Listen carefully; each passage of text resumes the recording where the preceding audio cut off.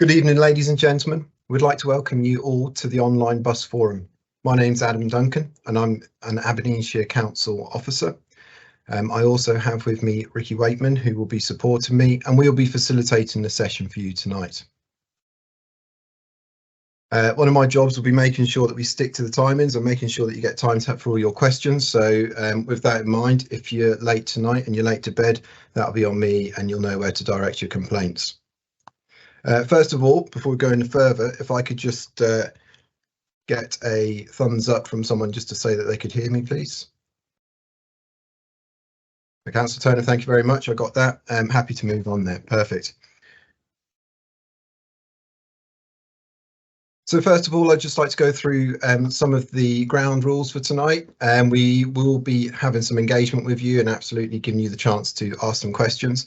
First of all, I need to let you know that the forum is being recorded. We are recording this tonight for people that can't make it and can come along and watch it further online at another time. And it also allows us to review all your questions so that we can make sure that we get the answers for you and publish them at another time.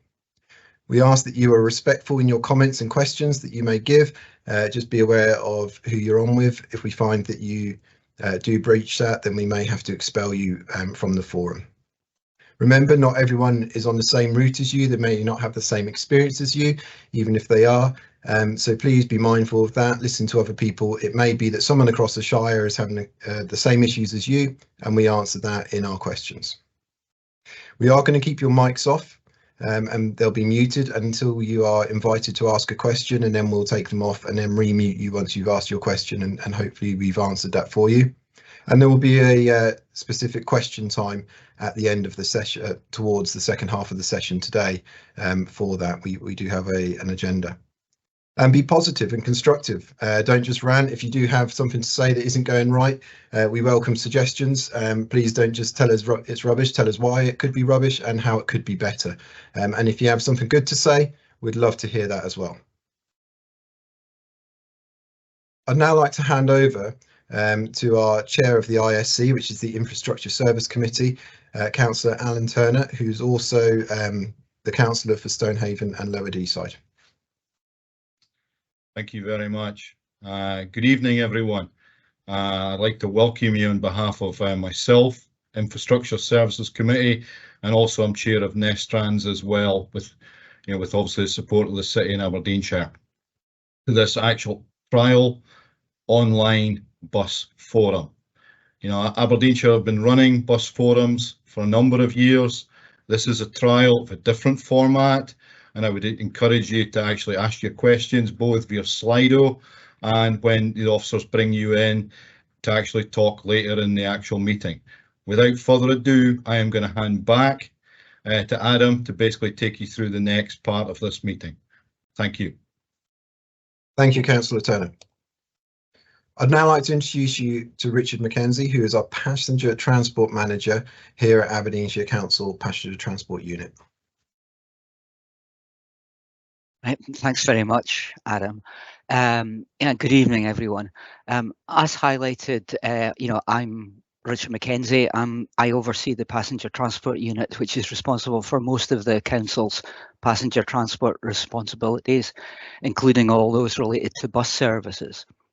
As this is the first online Aberdeenshire Bus Forum, and no doubt there are some attending who have not previously come along to one of our area bus forums, I thought it might be helpful in the first instance to briefly set out the Council's role in relation to bus services. Most of the Council's bus services responsibilities relate back to the 1985 Transport Act, which saw bus services outside London and Northern Ireland deregulated and in most cases privatised.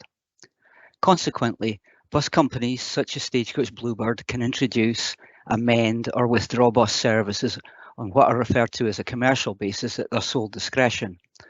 The Council's primary duty is to determine whether there are gaps in the resulting commercial bus network, which would mean that essential travel needs are not otherwise catered for.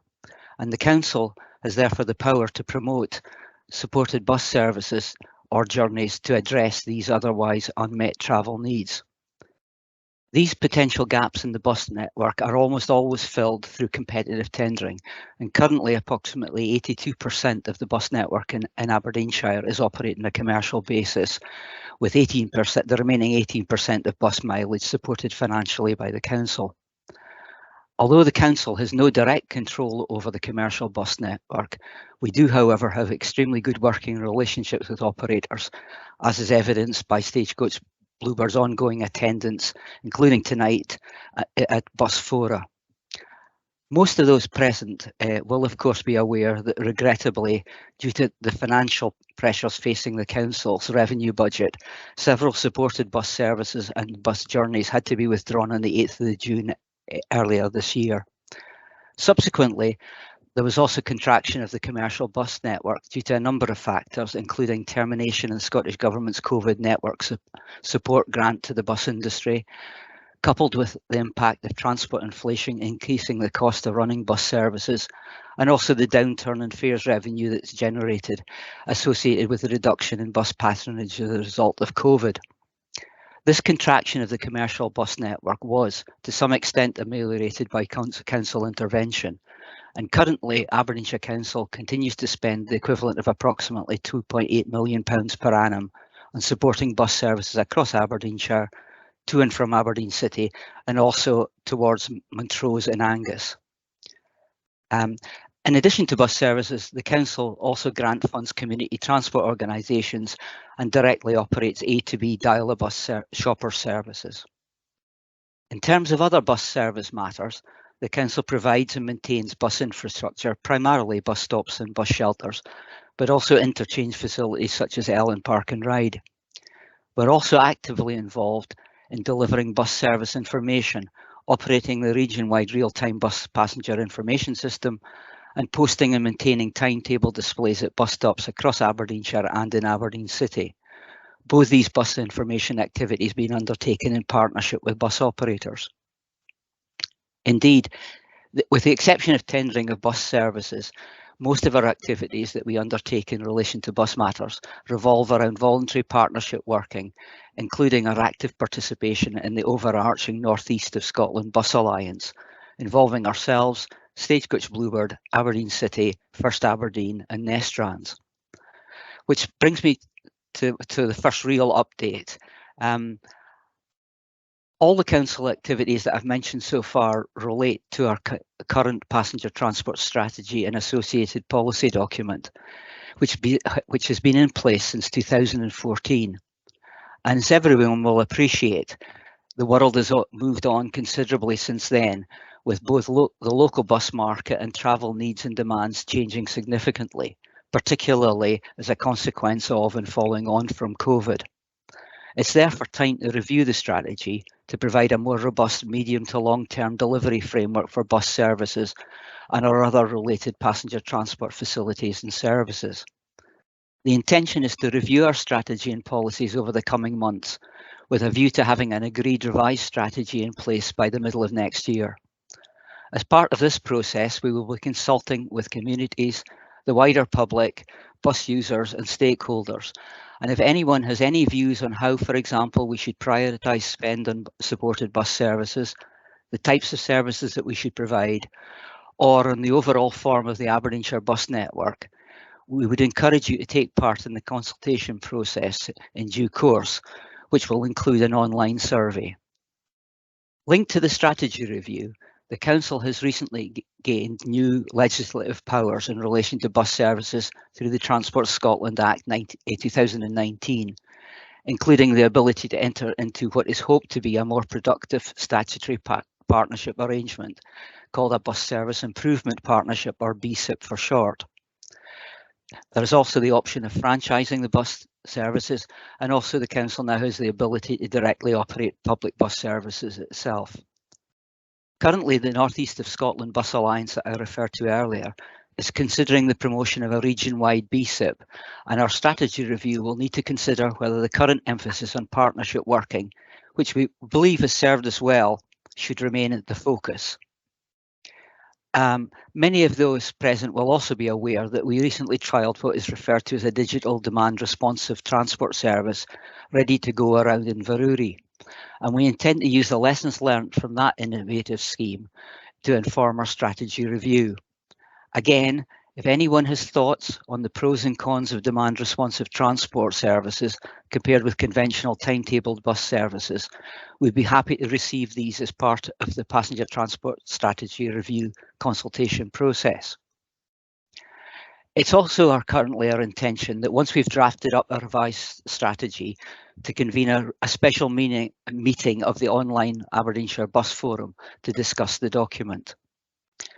By way of further updates, over recent months we've completed an upgrade to Peterhead bus station and have installed or replaced 5 bus shelters this financial year so far, with a further 7 to be completed by the end of the financial year on the 31st of March. We're also planning the replacement of 3 high specification bus shelters at Fraserburgh bus station, which will include battery powered e-paper real-time passenger information displays.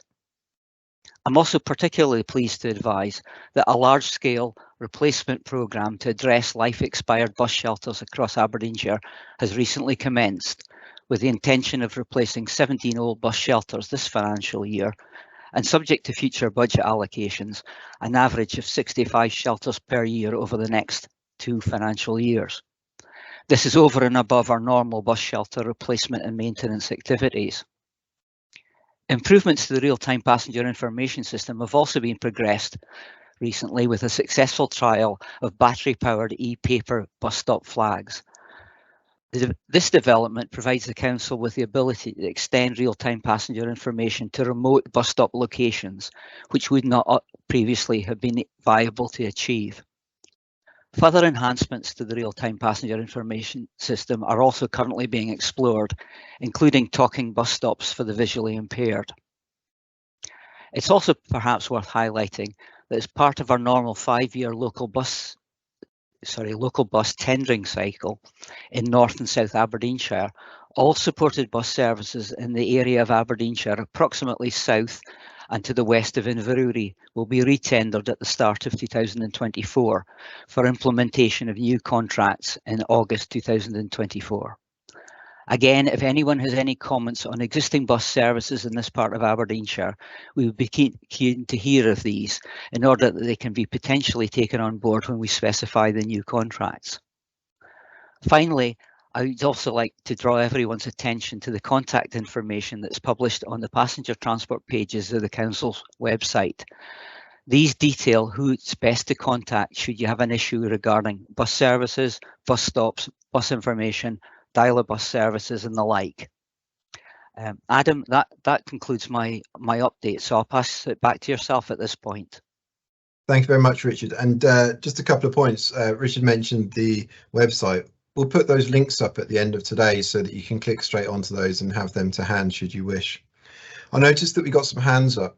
We're going to be having the Q&A very shortly, but what we just ask is if you could just wait, if you do have a question, to put your hand up when the time comes, because it could be that the next section actually answers your questions beforehand. Please just put your hands up at the moment, only if you're having technical difficulties that you may need some guidance with. I'm next going to invite Daniel Laird, who's the Commercial Director at Stagecoach, to come along and just speak to you all about what's going on over at Stagecoach. Daniel. Thank you, Adam. Good evening, everybody. My name is Daniel Laird. I'm the Commercial Director for Stagecoach North Scotland. I'm based in Aberdeen and I'm responsible for our network of services operating in Aberdeen City and throughout Aberdeenshire. I'm joined tonight by my colleague Davy Simpson, who's the Engineering Director for the North Scotland business, and I may bring him in to assist with some of the questions later on in the meeting. And I've got a couple more colleagues from the business in the audience tonight. Richard's already outlined how the Council and Stagecoach work together in terms of delivering the bus network for Aberdeenshire, so I'm going to try my best not to repeat what he said. But just as a quick summary, we are the largest operator of bus services across Aberdeenshire, with depots in Aberdeen, Stonehaven, Ballater, Inch, Peterhead, Fraserburgh and Macduff. And we employ just over 500 people across all these sites, the majority of which are drivers and engineers. All our depots are managed by local teams, assisted by the senior leadership team, which includes Davy and myself. When the bus forums were previously held as physical meetings, we tried to ensure that our local managers were in attendance wherever possible, and that's something we'll look to continue at future online meetings should we continue that way. I appreciate there have been a number of questions submitted in advance, and there'll be the Q&A later on. So I thought it'd be helpful just before we get to that point to give a short summary of recent developments from our perspective in order to provide some context for the discussion later on. So passenger numbers across the network are continuing to recover from the lows of the pandemic, with an overall rate of around about 90% passengers carried compared to 2019.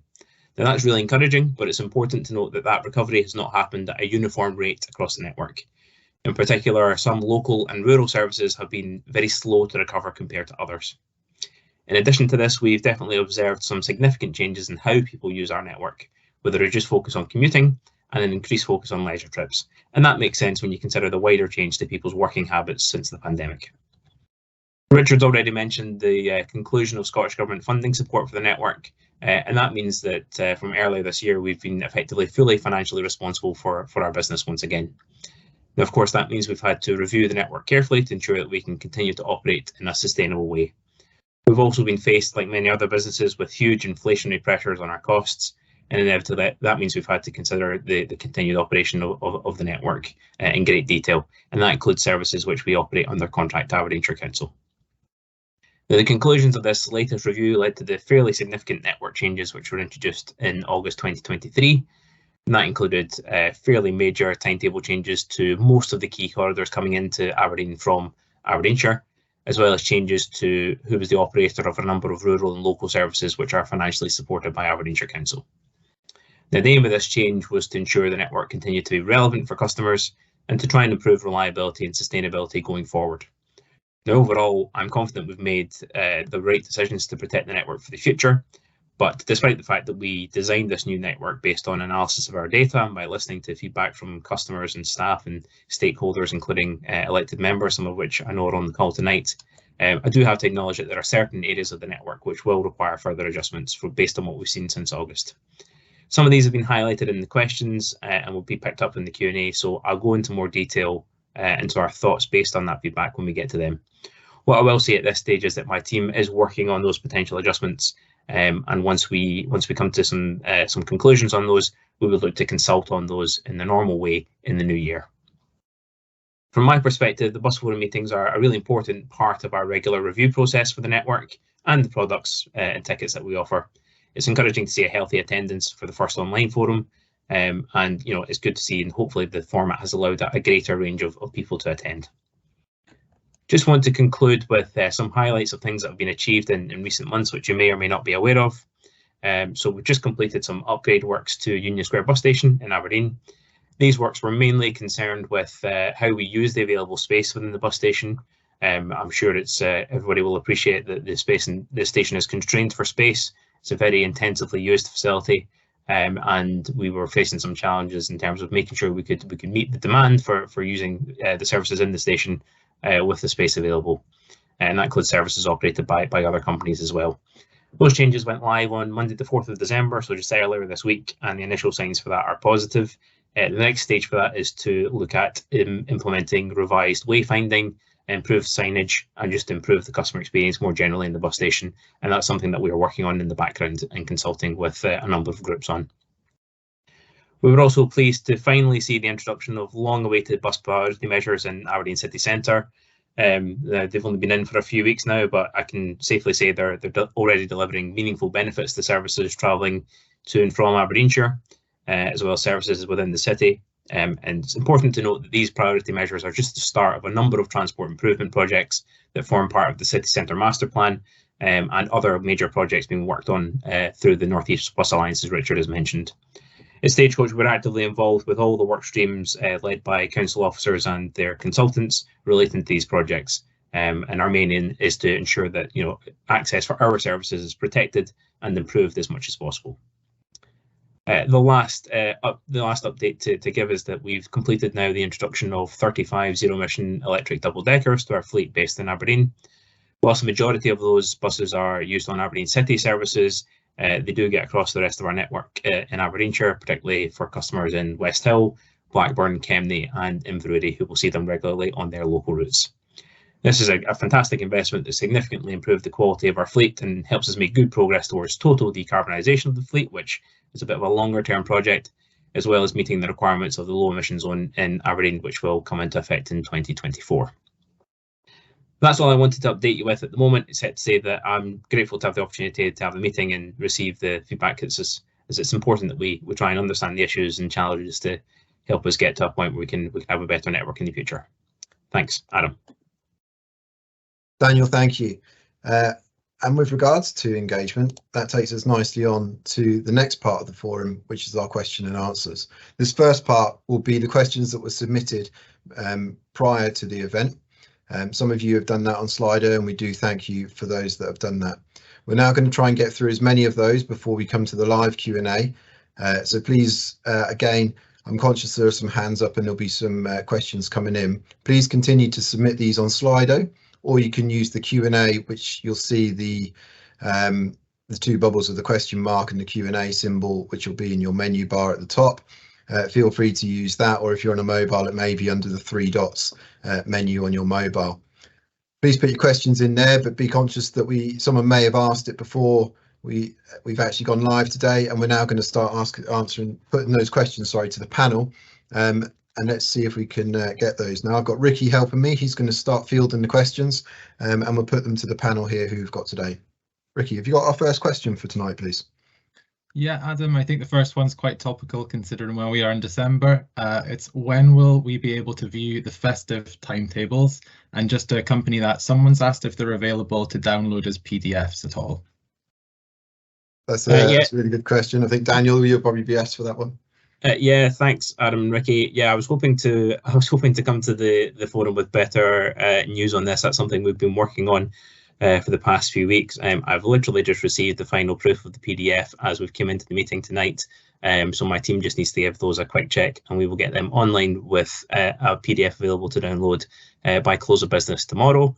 And we will shortly after that get printed copies available in the major hubs across the network. So that will be Union Square Bus Station in Aberdeen, Peterhead Bus Station, Fraserburgh Bus Station, and we'll get some in Elgin Bus Station for anybody who's going out that far as well. Great. So Boxing Day sales are on for everybody, then we can get there. Thank you. Ricky. Yeah, the second one, there was quite a couple of comments around how Stagecoach are not responding to people's complaints. I was just wondering if you could pick up on that. Yeah, thanks, Ricky.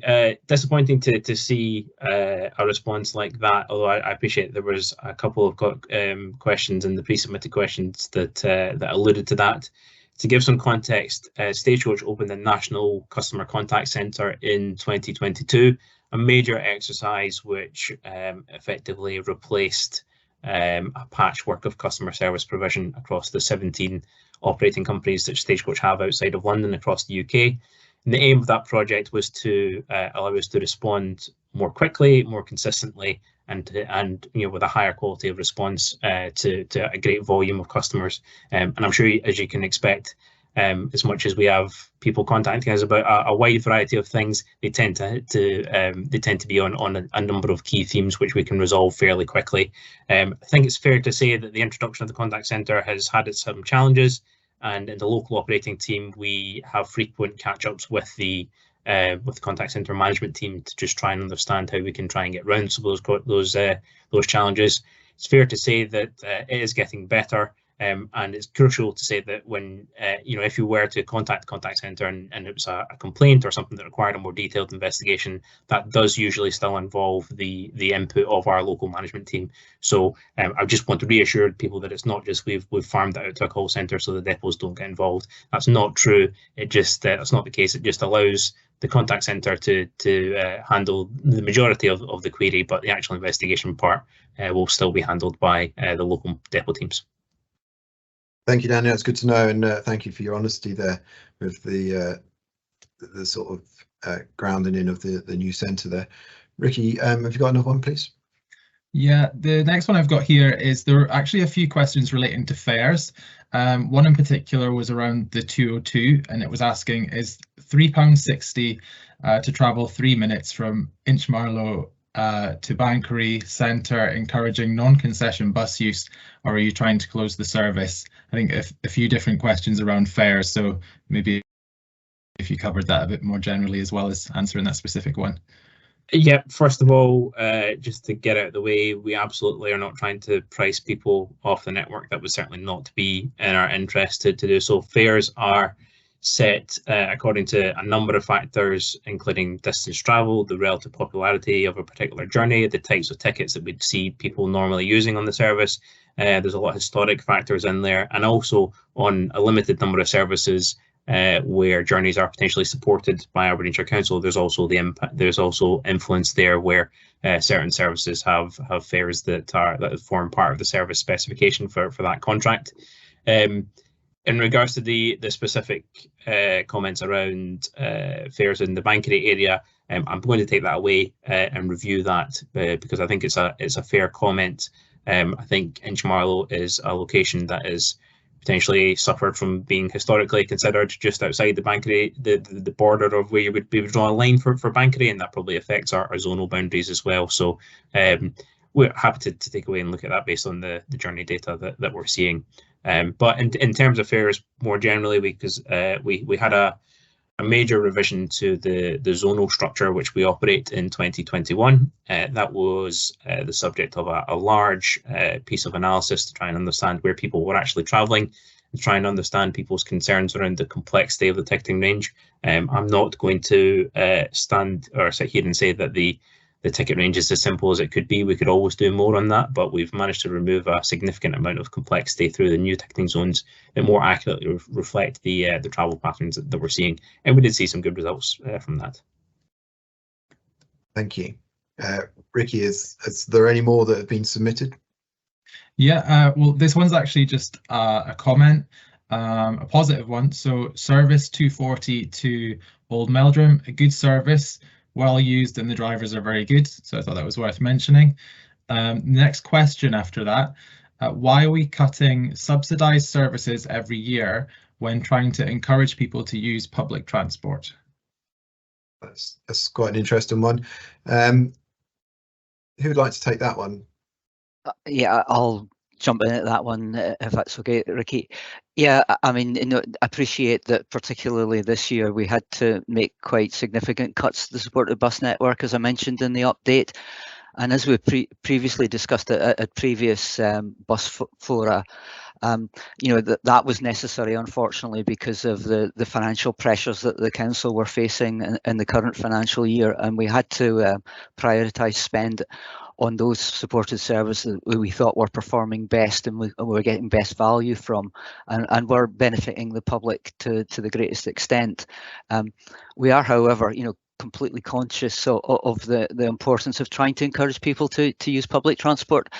And as was referred to Daniel, we're working actively through the North East Scotland Bus Alliance to try to look to improvements. One of the major goals and objectives of that being to increase modal shift towards public transport away from the private car. Sorry.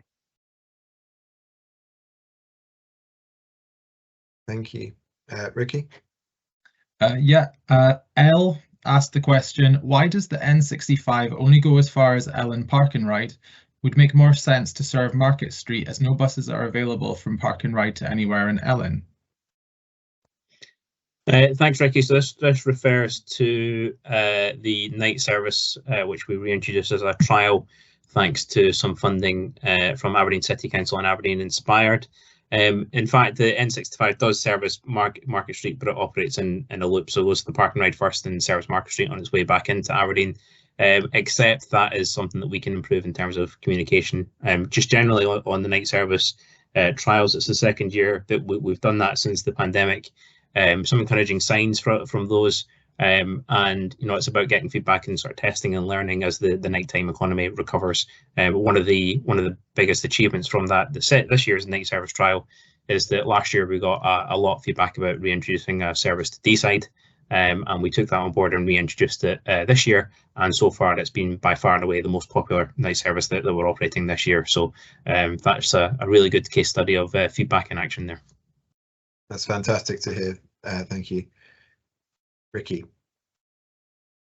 We've got a question from Michael. This one was specifically to do with the 201 service and captured some wider feelings as well, all kind of in one comment. So the they mentioned that these buses catch fire, break down frequently, run late, cannot often be tracked, and are infrequent, also mainly old.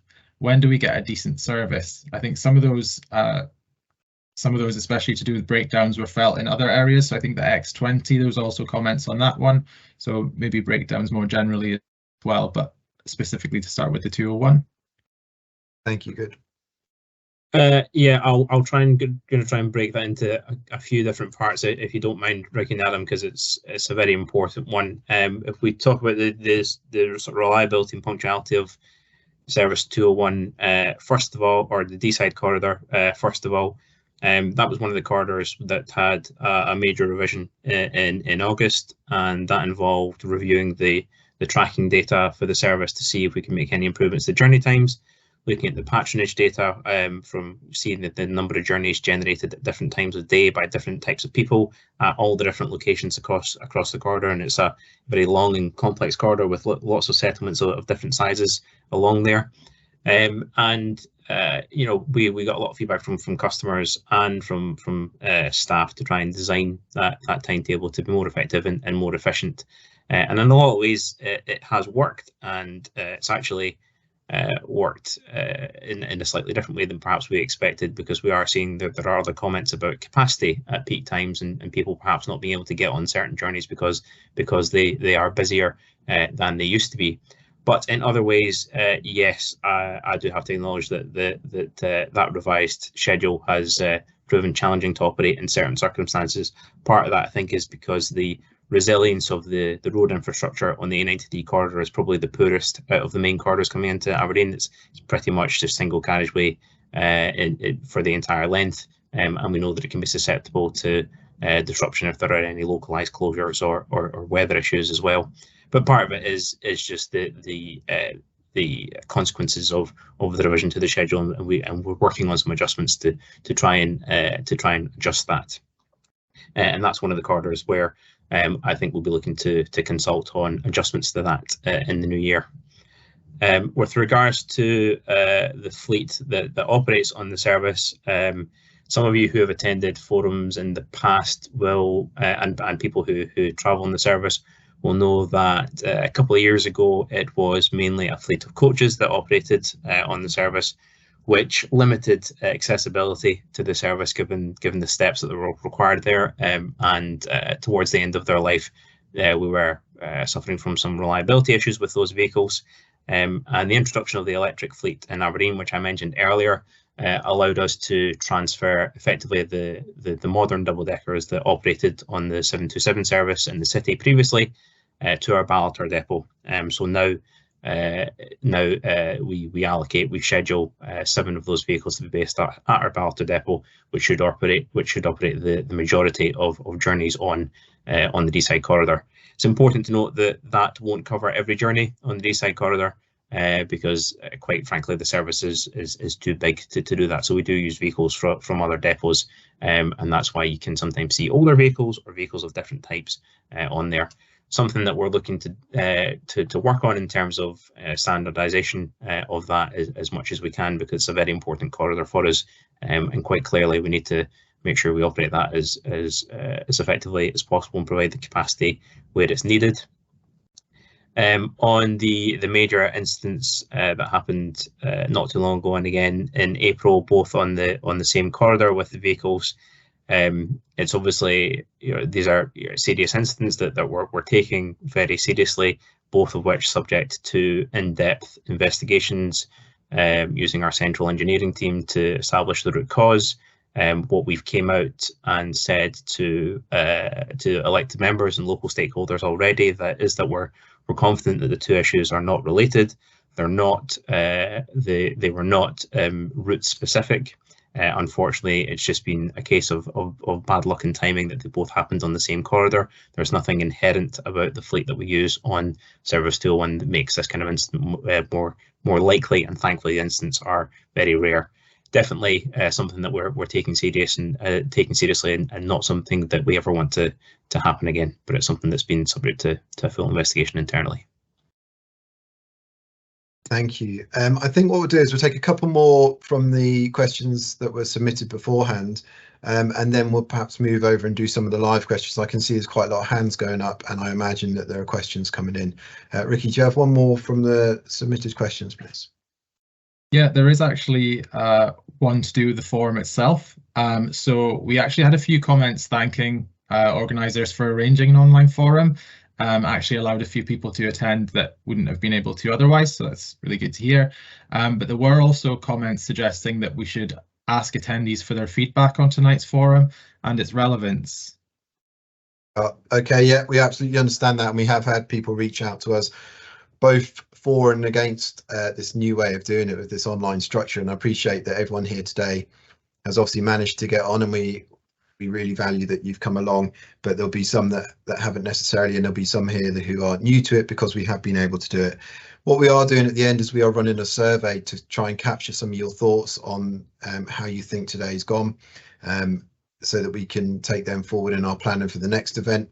And they're also just for a peace of mind, we'll be looking to survey those that couldn't make it for whatever reason and just find out, is it because it's gone online, and could we explore other avenues to perhaps get them involved.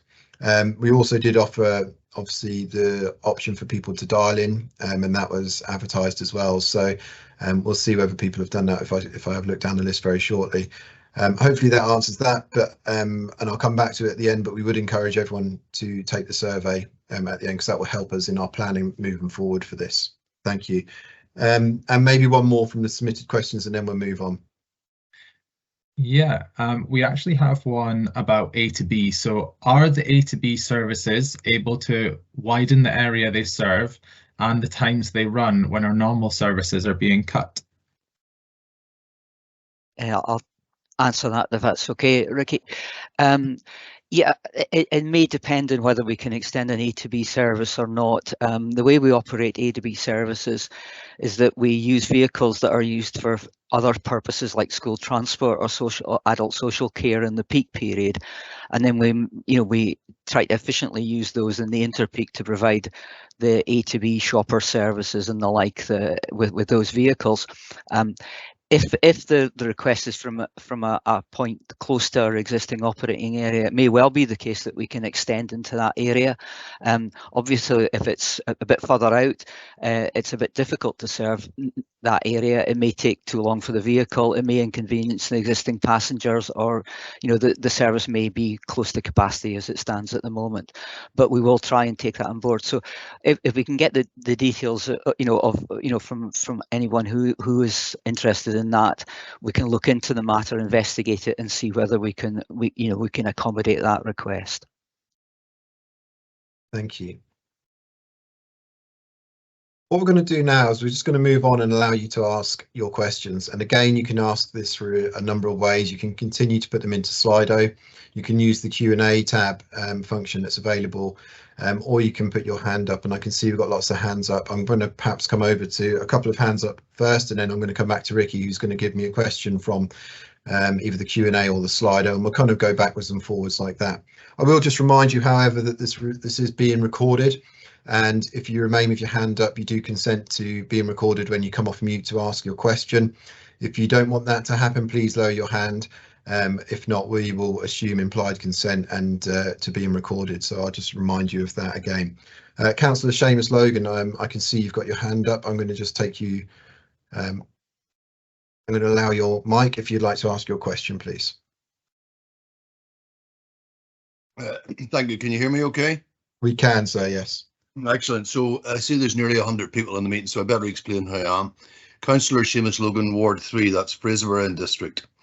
Look, first of all, I want to thank Adam and colleagues for organising this evening's forum.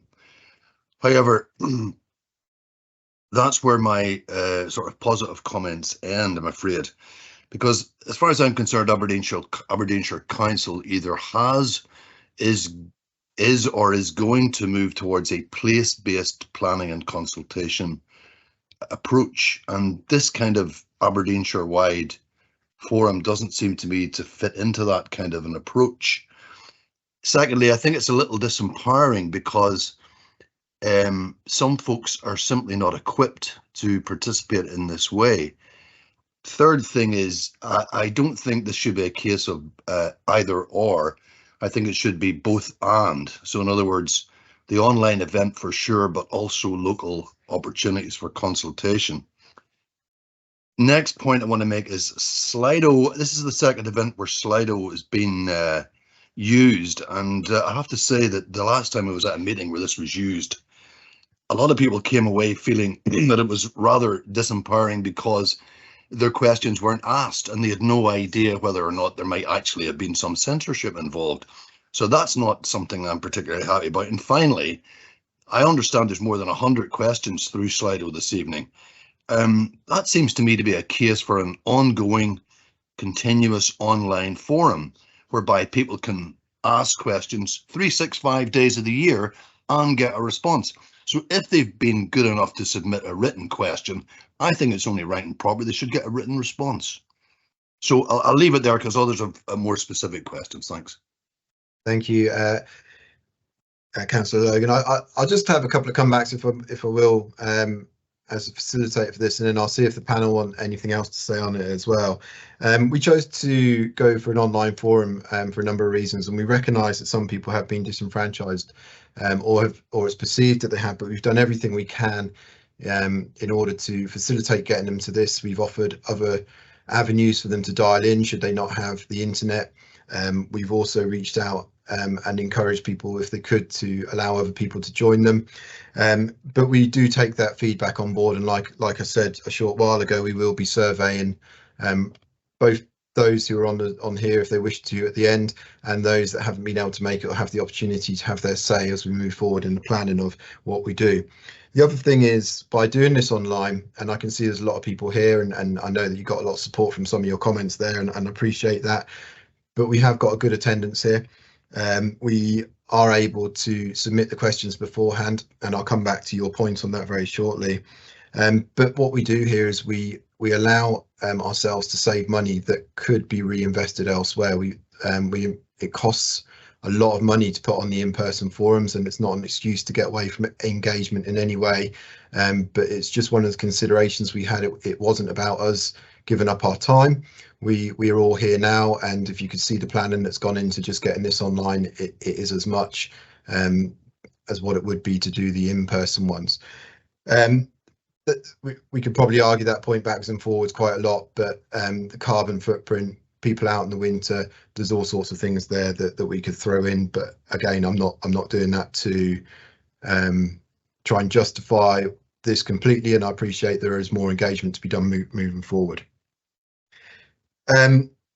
The one about the questions, again, we can take that feedback. There is a question in the survey pack about that, should you take it at the end. What I will say on the questions is though we have already, for the submitted questions, been populating every single question with an answer on a spreadsheet, and we're going to take the questions from today, including your comments there, Councillor Logan, and put them on. We'll give you a reply, and they will be published on the website after the event, not immediately because we need time to get them all formulated. But every question will be there. You'll see if you go on Slido today, every question is still there. We haven't got rid of any of them, and we are transparent in that they'll stay up once it's up until the survey closes. But we will give everyone, there'll be a PDF online that you can go and access the questions if you didn't get them answered today, and we want that. We appreciate that time's ticking on, and on that I will cut away. Hopefully, Councillor Logan, we can have more engagement on this moving forward, and perhaps bring you in on some of the planning there. Unless, Richard, did you have anything else to say on that? I was just really going to pick up on that. I think it was the last comment that was made, Councillor, was, in terms of that sort of like 24/7 type approach rather than the sort of one-off forum. And, can assure you that we do get comments and queries and complaints from members of the public, both through the council's feedback system and also directly to the passenger transport unit, on a daily basis, and these are responded to. I can't entirely speak for Stagecoach Bluebird, but we also get comments, because a member of the public doesn't know if they're dealing with a supported bus service or a commercial bus service. So quite frequently the query or complaint or concern that we receive relates to the commercial bus network, primarily Stagecoach Bluebird. we go back to the operator with that, and they're very good at coming back to us, and therefore, you know, we can then respond that way or pass it on directly for Stagecoach to respond. So, you know, I would try to reassure everybody here that, you know, if you've got queries, you don't have to wait for a bus forum to put them in. These are responded to. Thank you. And again, we will share the page there where you can find the contact details at the end of this. There'll be a link to that. I'm going to take one more question for the hands up, and then I'm going to go across to the Q&A with Ricky. So the next one is Bruce Lawson. I will just enable your mic here. If you'd like to come off mute and ask your question, please.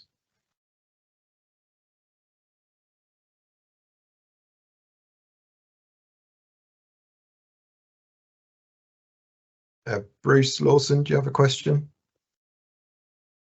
Can you hear me? We can now, yeah. Absolutely. Sorry, yes. Right. Two quick questions. One is, I heard earlier on Richard talking about these live displays and things. Now, the simple fact is that they really don't work along the A93 corridor. There are notorious black spots. Bankery is probably the biggest one. And what happens is that the display says the bus sometimes can be as much as 25 minutes late, and then it turns up. And on one occasion, we had an old lady who was freezing standing at the bus stop. It said 20 minutes late or something. She went to the coffee shop, and she'd no sooner gone in the door, and the bus drove past the window. So it's really a bit of a lottery, and it's a joke. Can we please put some pressure? I think it comes down to the mobile phone signals, and you really need to have a look at it and put pressure on some of the operators to try and get some better service. Is that you there, Richard? Yes, I'll come in, and I don't know if I don't know if my colleagues Jimbo, who actually operates the system, is around and might want to add to it. But I'll try and answer the question or the comment. Really, you know, we fully acknowledge that there are problems, you know, sometimes with the communication systems tracking the vehicles and then updating the displays. And the A93, as you've pointed out, is probably one of the worst areas of Aberdeenshire in that respect.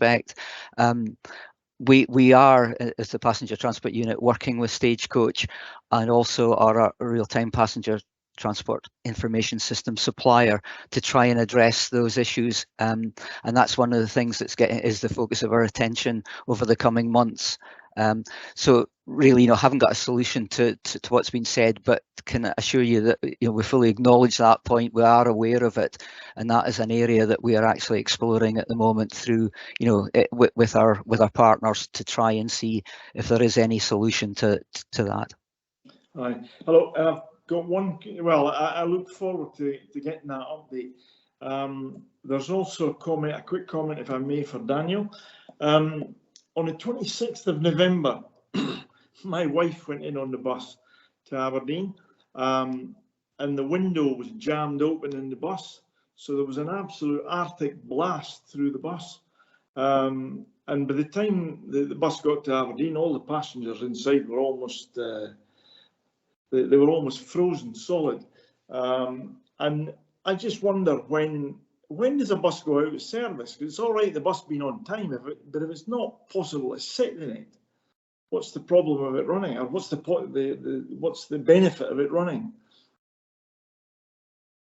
Bruce, I'm aware you're actually already in contact with my colleagues on that specific instance, so I'm probably not going to go into the specifics of that incident in the wider forum. I don't think that would be very productive, if you don't mind. We do the first line of our planned maintenance program for all vehicles is the daily vehicle check conducted by a driver at the start of service. That's a visual check based on accepted legal standards and our company standards as well, and that includes, you know, mechanical parts of the vehicle and also, you know, things that are more related to comfort of customers on board, such as, you know, seats and windows and the saloon in general. As I say, I don't think I'm not going to comment on the specifics of that incident as well. We do, when we get vehicles that are not comfortable for different reasons, be that issues with seats, which is quite often due to vandalism or somebody unfortunately soiling a bus, or issues with heating or whatever. Vehicles do come out of service. Vehicles are replaced if those incidents are, or if those issues are reported, and when they are reported, quite often it might not be immediately. It might be at the next convenient point to do so to avoid disrupting the service further. But that there is a system in place to address that. Thank you. I've just seen that one of our members of staff that supports the passenger transport unit here has got their hand up. Susan, have you got something you want to jump in on before we go to the next question? Sorry, Adam, that was an error. Sorry. Okay, thank you. I will just say I've noticed some people have been taking their hands down, then putting them back up. You do put yourself back to the bottom of the list when you do that. So just be aware, if you have got a question and you take your hand down and then you put it back up, you'll go back to the bottom. Ricky, have you got a question for us that's been submitted during this evening, please? Yeah, the first question on the Q&A it's come through on. Someone's mentioned that in Mearns, there are no buses operating on Sundays with no 26 service, and it doesn't operate on weekends. Many villages do not have shops, so many people find it difficult to do their shopping. Many young people are isolated despite the free bus pass. Could Stagecoach or the council fix that issue? Do other people from across Aberdeenshire have that experience of no bus services on weekends? That's really interesting, because it seems to be obviously affecting both ends of the spectrum there as well, across all age groups. I'll offer that one out. Richard or Daniel, who wants to take that one? I think it's probably more appropriate I go first, Adam. I mean, yes, unfortunately, that is the situation. It's mentioned in Mearns. It's not unique to Aberdeenshire. There are parts of Aberdeenshire that obviously have Sunday services, both commercially and supported.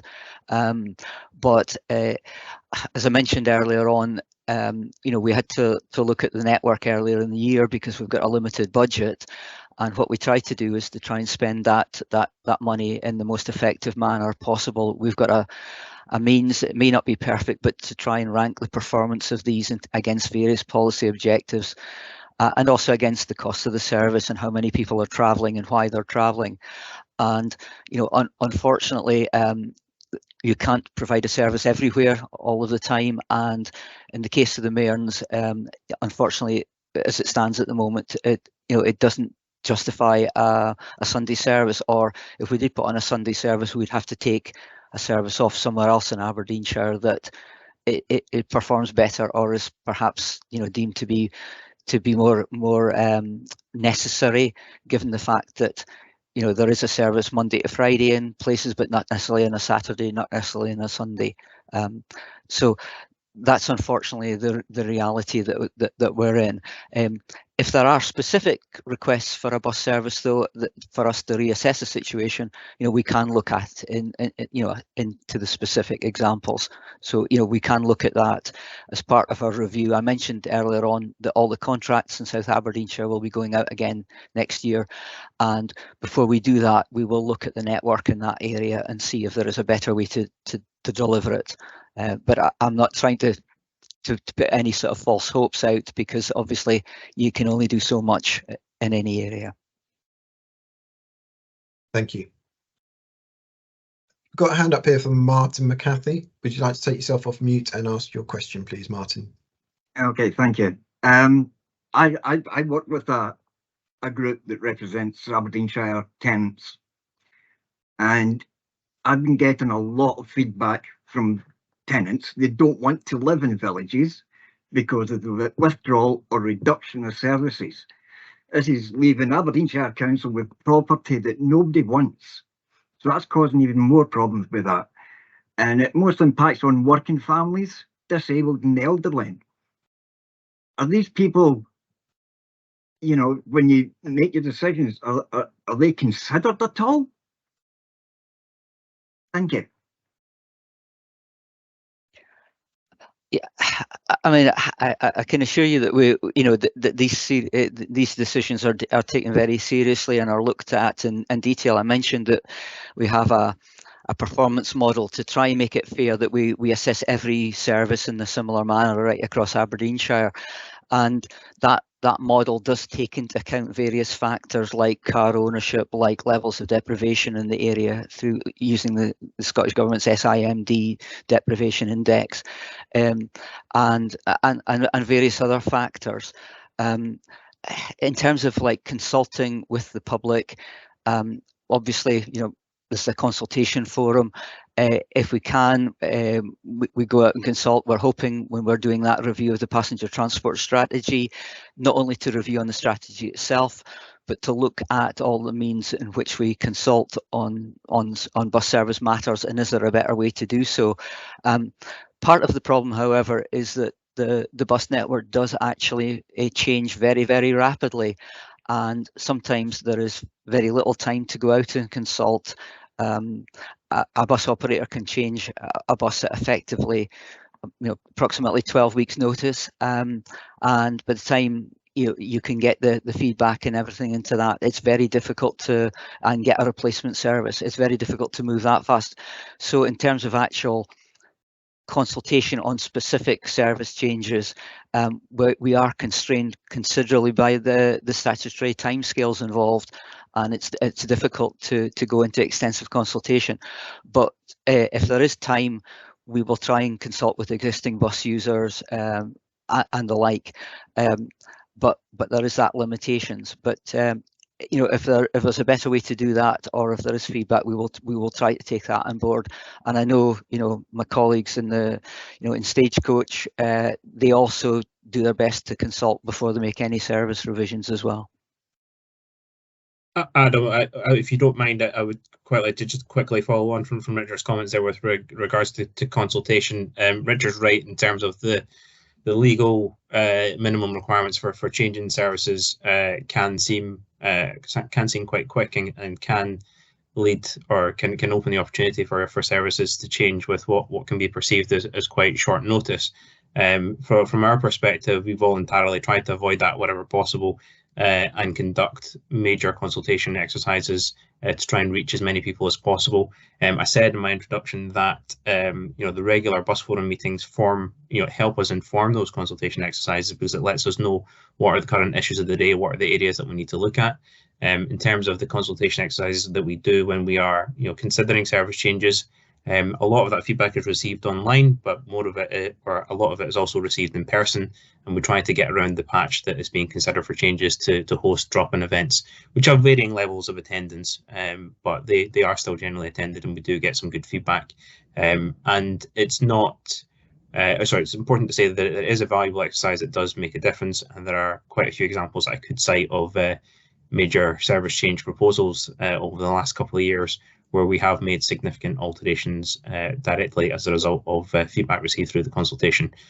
So we won't necessarily be able to hear everybody, won't necessarily be able to please everybody through a consultation, but we do take the feedback and we do consider it and make adjustments where possible. And I'm always trying to ensure that each consultation exercise that we do is bigger and reaches more people than the last one. It's just a shame, because you're destroying villages. I hear of tenants that they're wanting rehoused because they can't stay where they are because they're working, and you don't put a bus service on. That's wrong. Everybody should have the right to go and work. And because of your cutbacks and withdrawn services, these people don't have that right. Thank you, Martin. What we'll do is we'll move on. Ricky, have you got another one for us? And then we'll come back to the hands up, please. Yeah, the next one's on Slido from Anonymous. Is it possible to tweak timetables so that buses meet up and connect at the same time or within a few minutes? Newton Hill, for example, have a long wait catching a bus onward to Stonehaven.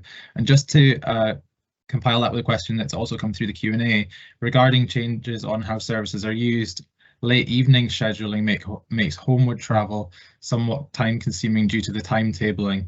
I'm just wondering if that could be compiled into one answer if possible.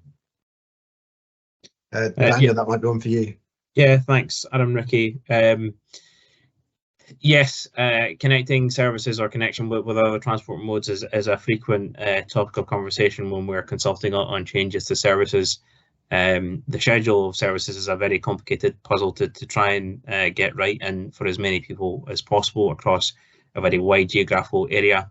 And I'm certainly willing to take away that particular example and any other ones to try and resolve that as much as possible.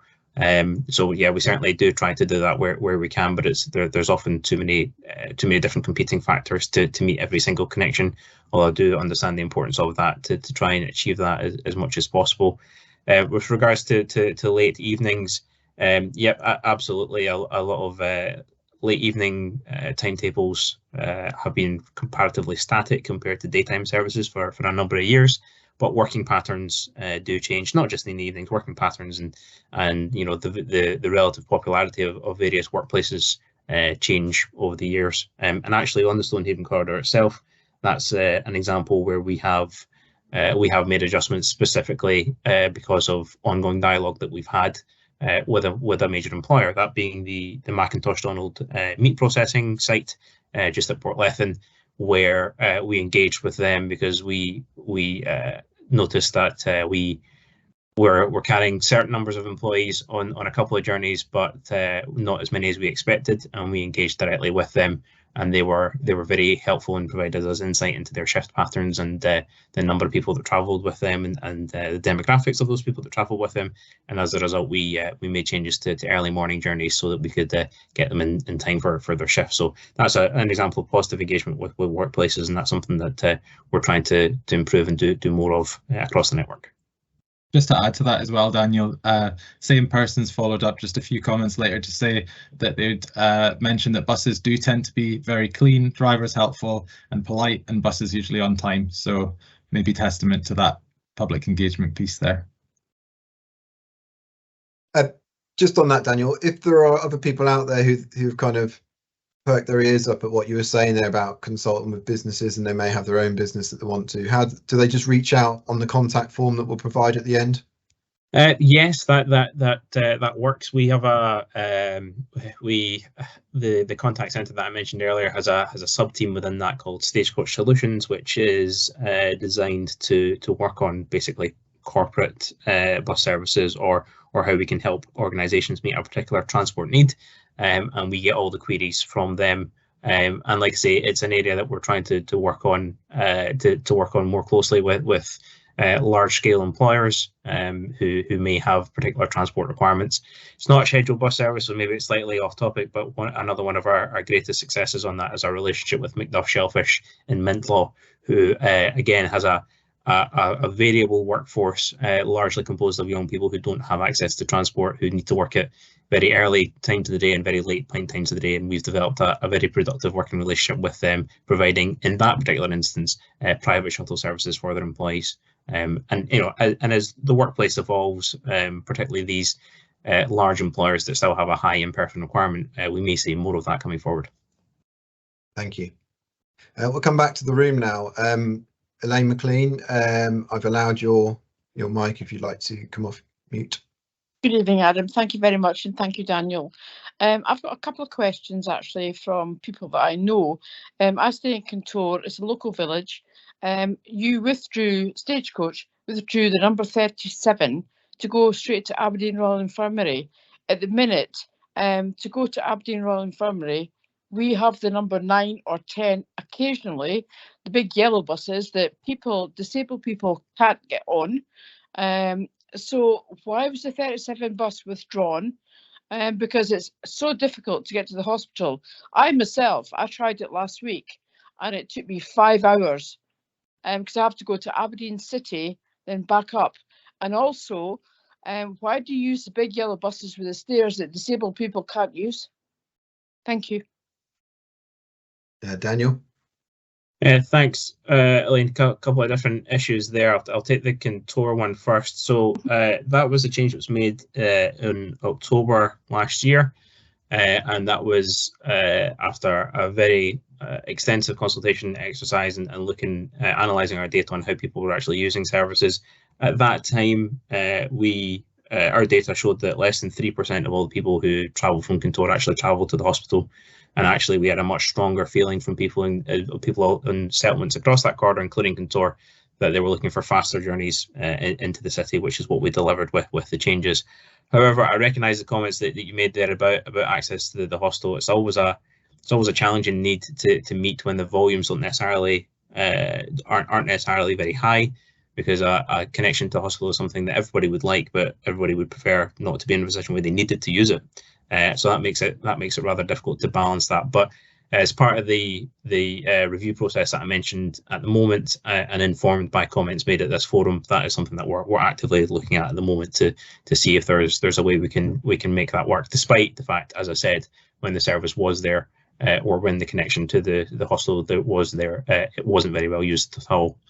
With regards to vehicle types, and to the coaches that we operate, we could probably, those who have attended bus forum meetings in the past will be aware that we could probably spend another hour purely on this issue. It's something that's been discussed a number of times. We try our best to match the vehicle type to the type of service that is operating.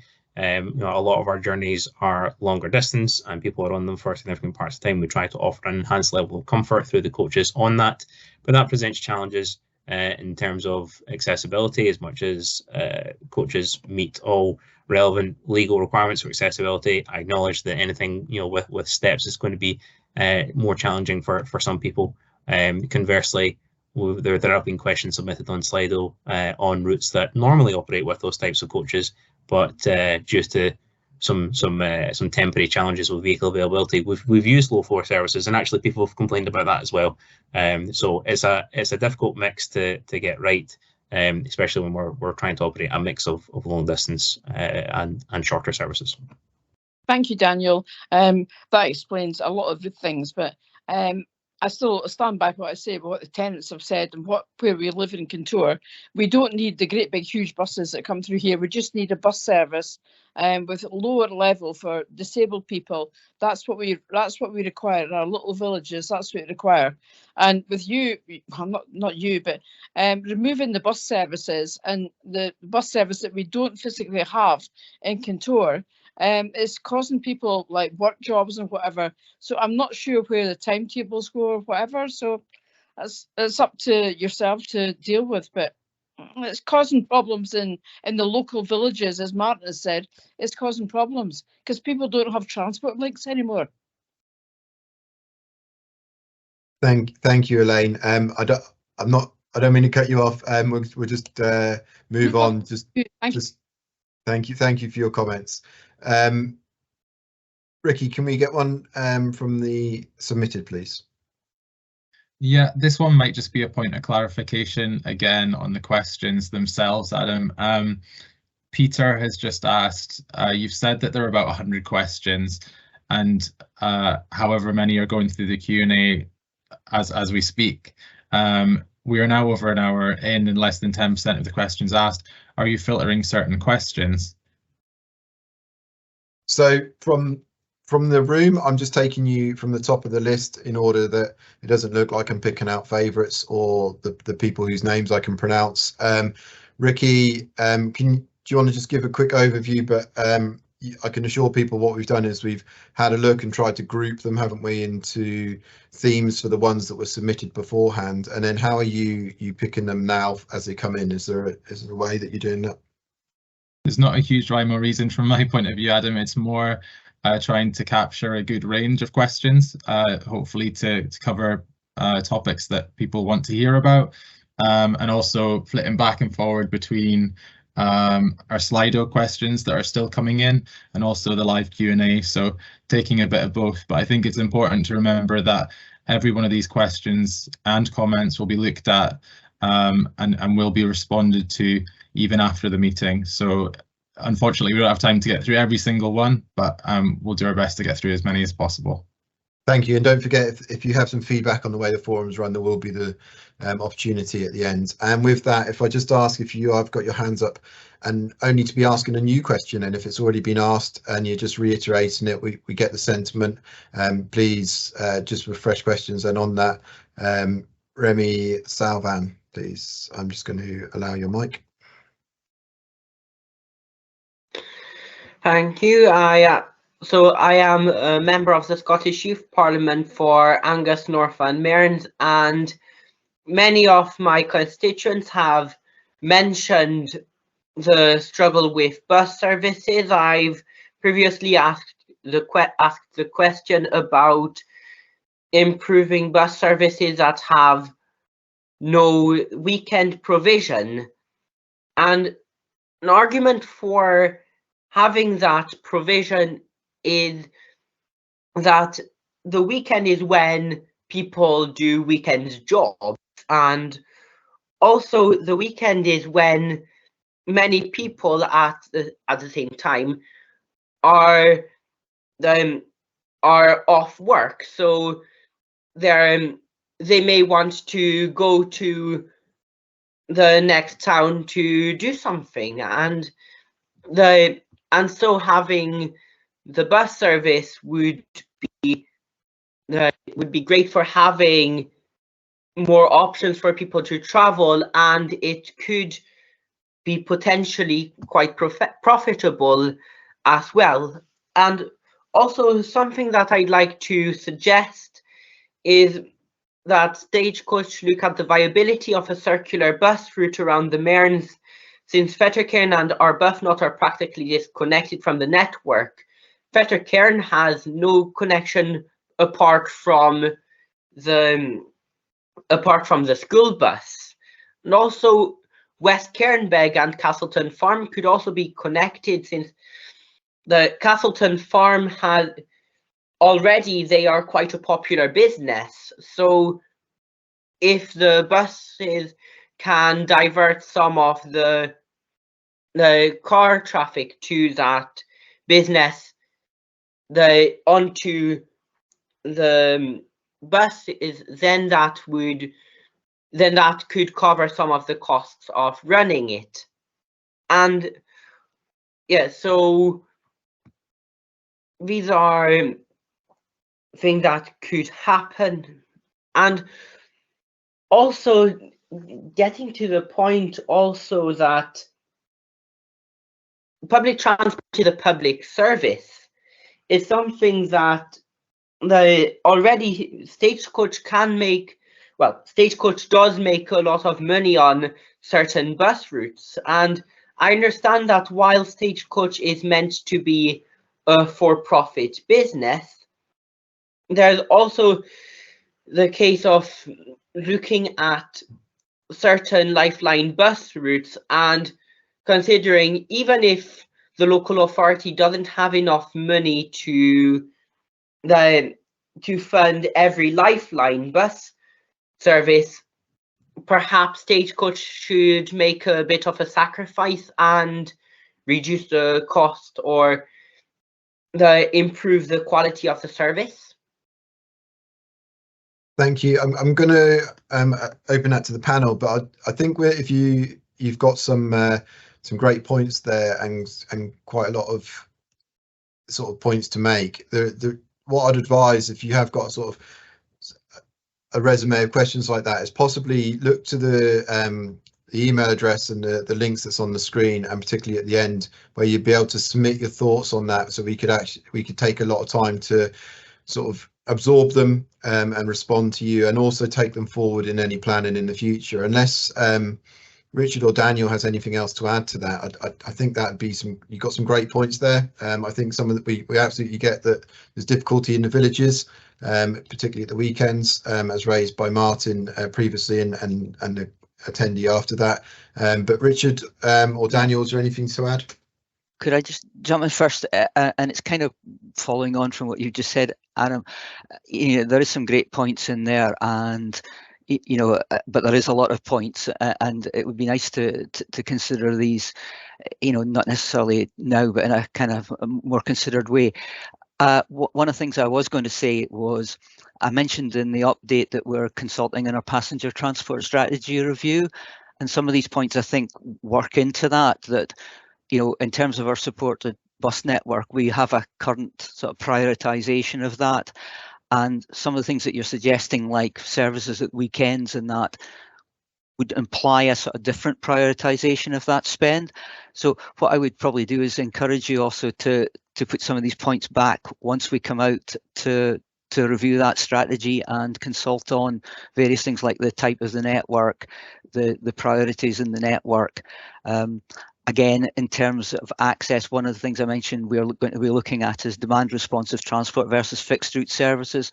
And demand responsive transport tends to be more expensive, so you perhaps get less of it, but it does actually allow you to serve far more places and have better access to the network than a fixed route. So it's not really kind of answering the questions, but perhaps giving another avenue in which to, you know, to formulate them and put them to us. Thank you very much. I'm now going to invite Councillor Doreen Mayer to give her point. I will say thank you in advance to the councillor who shared this forum on her Facebook pages, and we're really grateful for that. And to the panel, with Councillor Mayer's points, I challenge you to give your answer in 20 seconds or less in an attempt to get through as many more questions as we can. Councillor. Thank you. Well, actually, my point is that we are now at 20:46. We've 14 minutes left, and we have 10 people after me waiting to speak. I have lots of comments on here, which I will share tomorrow. But I would say that I have heard you tonight. This is not the best forum for this. It's far too wide-ranging, and I specifically asked the people in my area to copy me into emails. I have had absolutely no replies from being copied into an email from the bus operator. So I'm pretty disappointed in this, and I'm pretty disappointed for the people who will not get a chance to speak. Thank you very much. I appreciate your comments there. Is there any comeback from the panel there? I'm not sure I completely understand Councillor Mayer's question or point there about whether it was just responses to complaints that she's not been copied into, but I think I've addressed the issue of how we handle contacts earlier in the meeting. Thank you very much. William, I'll just enable your mic. Do you want to share your question, please?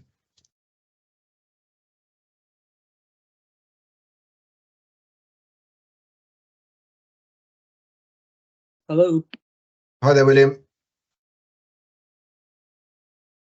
Can you hear me? We can, William. Yeah, do you have a question for the panel? Yeah, I was cut out with a power cut when Ricky W started speaking at the start, so I don't know if my question was actually put in at the very beginning, the one I put in on the Slido originally. But I'm sitting here finding it really difficult to get my head around this whole thing, because I don't see that this is actually looking at the specific realities of what's actually going on with the bus services. My question initially was put in, I was at the last forum, and the Stagecoach two guys that were there, when I raised concerns about buses not turning up, being left waiting for an hour, 2 hours, I put emails in, 4 or 5 emails since May, not had any response at all.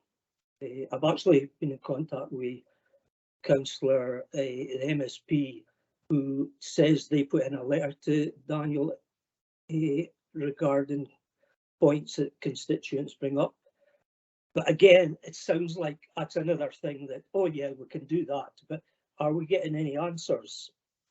As I say, I really find it difficult to get my head around this setup that you've got, because I'm sitting here feeling, yes, some of these questions do verge on being slightly questionable if they're actually being selected, although you've selected me, which is a good thing.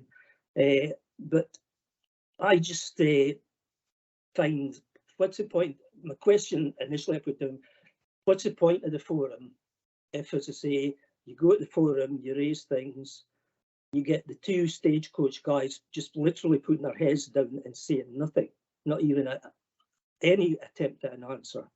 And I had to walk out of the meeting pretty upset, obviously, about that, because there's been ongoing issues here.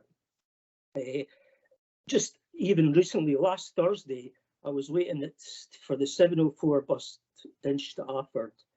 And a number of times I'm getting problems there because you can't rely on the service actually turning up. Now I'm standing at the bus stop, it's cold. Sorry, William, can I just interrupt you there? And I'm just conscious that, do you have a question for the panel this evening that we can put to them now? Why are we not getting an answer when we actually put questions to the forum? So that's the basic question. Okay, for this forum particularly, I appreciate that it's been raised a few times now that time is short and we have a lot of people stacking up to ask questions and we have questions submitted that haven't been answered.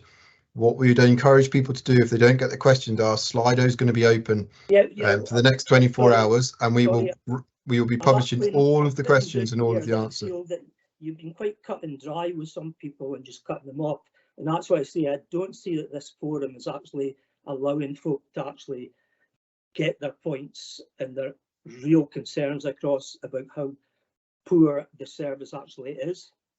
William, I can assure you, reading some of the questions that have been coming in, people are managing to get those points across and having their say. And we will, William. Back and forth here, and I know, and I'm going to cut you off there so we can move on and get on to the next point. Unless you. The question to the panel: why don't you answer the questions that people are putting to you on the forums?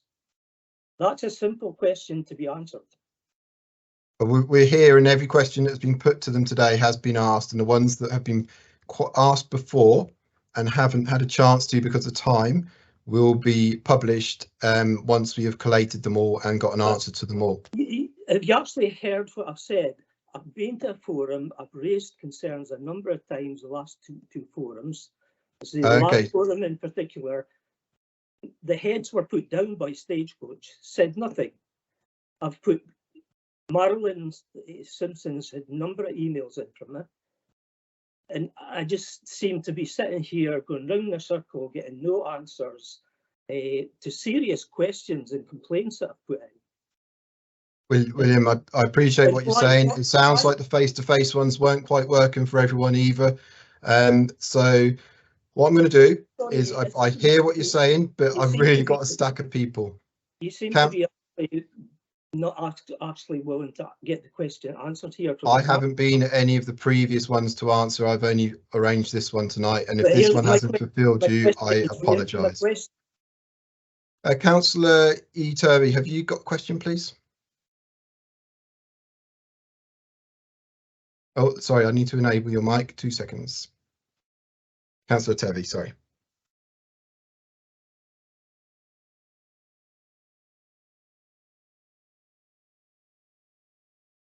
This may need to come off mute.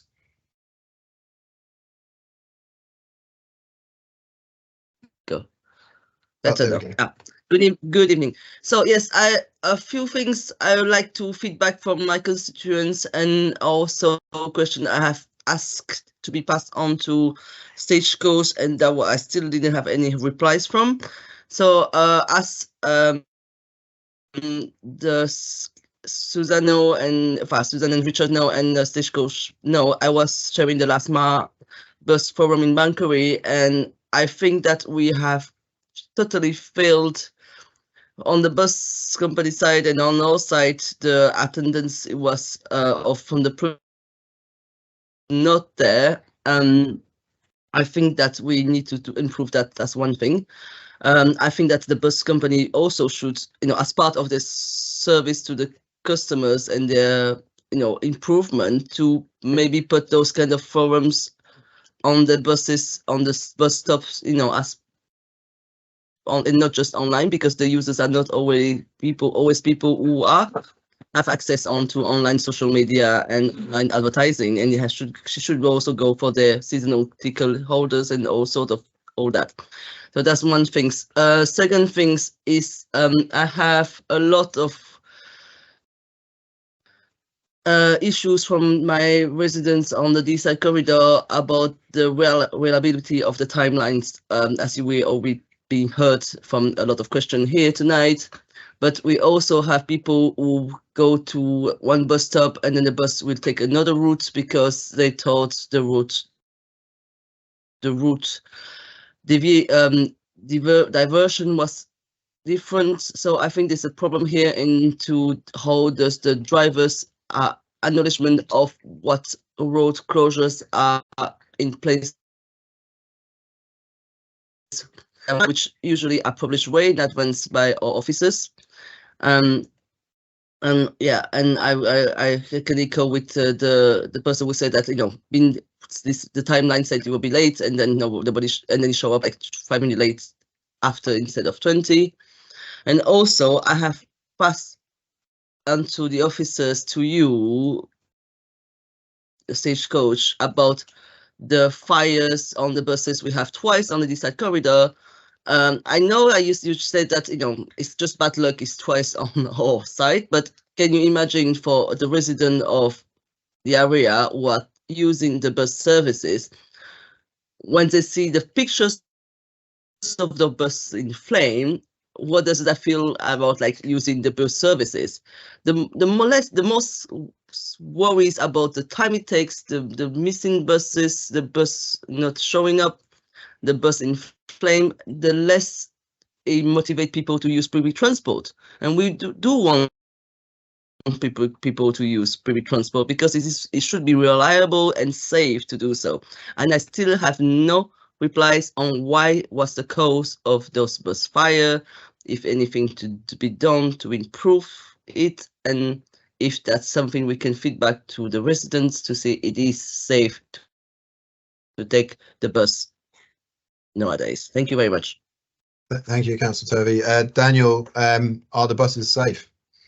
Of course they are, and I'll maybe hand over to my colleague Davey just in a second to just elaborate a little bit more on the investigation regarding those incidents. Just very quickly on the diversion point, I suspect that relates to a closure that was announced at very short notice in recent weeks in the Boyne, where unfortunately not to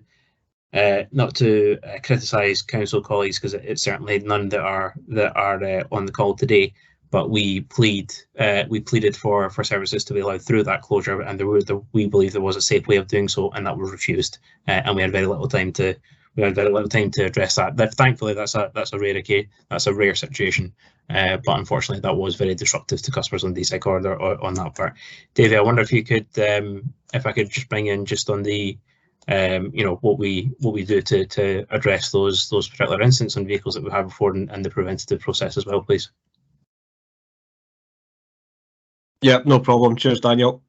Yeah, so on the two incidents on the corridor, vehicle fires are very rare. So to have two in the one corridor, I completely appreciate why people would have concerns. The first one was caused due to catastrophic engine failure, with no warning or notice. The second one is still fully under investigation. We're working closely with the DVSA on trying to get the root cause of it, and so far we're not there yet. We, as a company, analyse every incident like that, not only of ours but of other people's as well, and we constantly add things into our proactive maintenance programme. So our vehicles are in for inspection every 28 days, and when we pick up issues from vehicle types, we add checks and repairs or pre-planned item changes into our proactive maintenance to avoid ever getting these issues. So I can assure you that the vehicles are safe, and we continually look to add to our proactive maintenance so that we don't have these issues going forward. Thank you. I'm conscious of time, ladies and gentlemen. Before I hand back to Councillor Turner, I just want to firstly apologise that time has been short and you have so many questions that you want us to answer.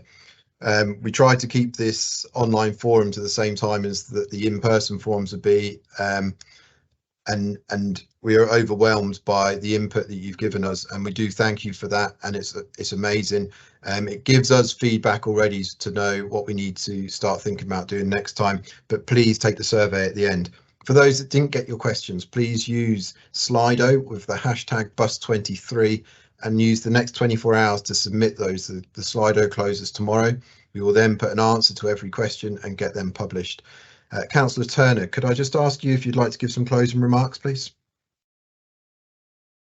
Okay, do you hear me okay again? I do, Councillor Turner, yeah.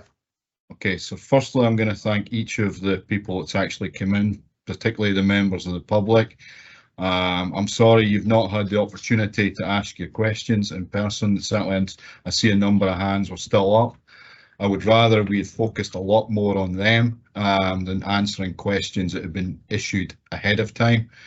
In terms of the councillors, you also have got the ability to send in questions either to Adam and the team or directly to myself. In terms of this, I will request that you invite me to the debrief as chair of ISC so that we arrive at a suitable format for future events. We take the learnings, positives from here, but we also need to recognise in particular the negatives. As Councillor Logan kind of said it early on, there's quite a number of people who are not able to access the online part of it. We need to allow for that moving forward as well.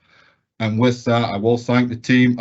From running virtual events for years, I'm well aware of the amount of organisation that is required ahead of time to make them work, what it's like trying to run Slido and everything behind the scenes, and also at the time. I realise it's a lot of work, but I also realise running a webinar format relies heavily on interaction with an audience and stuff. So there's things that we can learn, there's things that we can move forward with. And I definitely will try and hold the team here so that they do answer each of the questions that is submitted.